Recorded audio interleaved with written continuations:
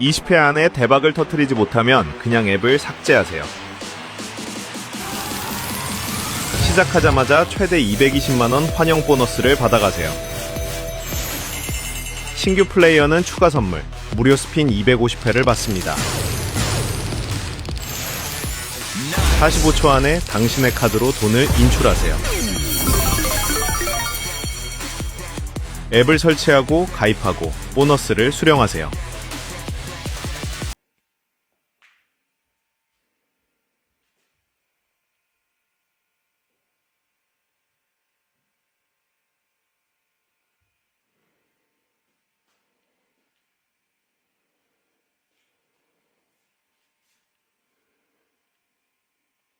Hey everyone, welcome back to the shop. The night is quiet. The only sound is the low electric hum of the old fluorescent lamp hanging above the bench and that deep, familiar smell of dust, oil, and decades-old wood that never really leaves these walls.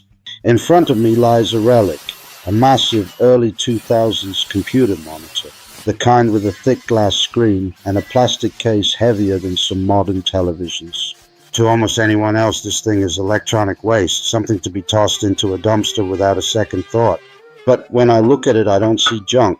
I see a perfect 250mm disc of crystal clear acrylic that has been hidden from the world for 20 years, just waiting for the moment it gets to spin again. There's something almost sacred, almost meditative about rescuing objects the rest of the world has already written off.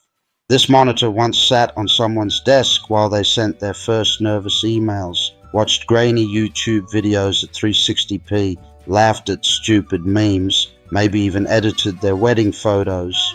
It was part of countless small human moments, and now every circuit board, every screw, every tired capacitor inside it is dead, except this one piece of acrylic that is still flawless.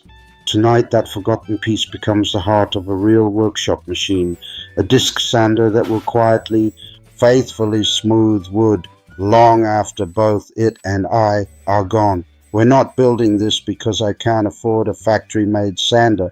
We're building it because only when you take trash in your hands, cut it, weld it, balance it, and finally hear it roar to life, do you truly understand what a tool actually is. A tool is not a product. A tool is a conversation between you, the material, and time itself.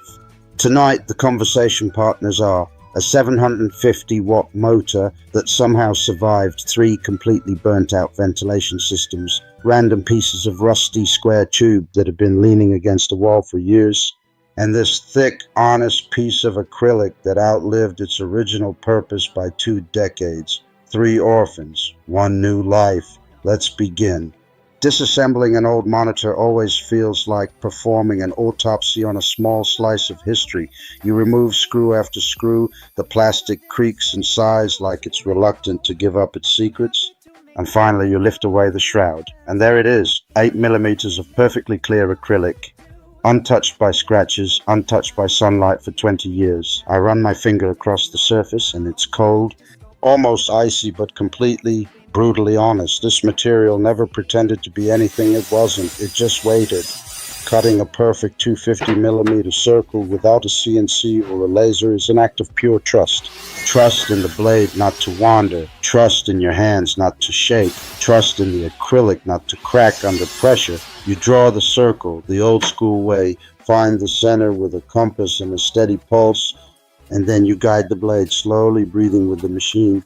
When the disc finally drops free, it lands on the bench with a soft, satisfying thud, the exact sound something makes when it is born for the second time. Down on the floor waits the motor. It looks tired, covered in dust and old grease, but when I cleaned the bearings last week, it spun as smoothly as the day it left the factory. 750 watts, 2800 RPM, raw, uncomplicated power. Enough to turn impatience into dust in seconds. I build the frame from 20 by 20 square tube that has been rusting peacefully behind the garage since who knows when. I cut, I weld, I grind, I paint everything matte black so the machine almost disappears into the shadows and only the spinning disc remains the star of the show. Every extra gram, every unnecessary bracket I leave out. The secret to any good homemade tool is ruthless minimalism. Include nothing that doesn't have a reason to exist. Less is never lazy when it's honest.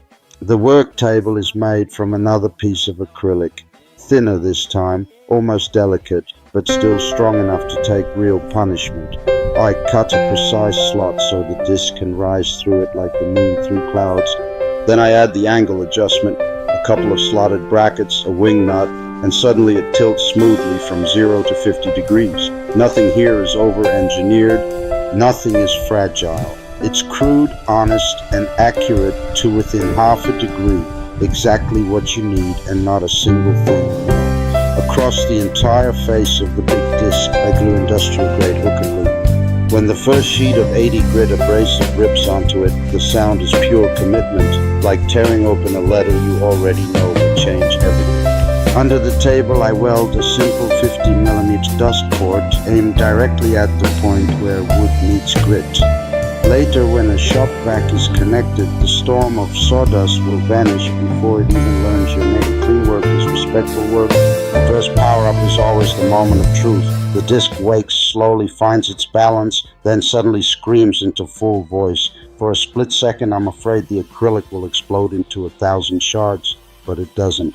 It just sings. I take a rough piece of oak that has been sitting in the corner since last winter and press it gently against the spinning surface.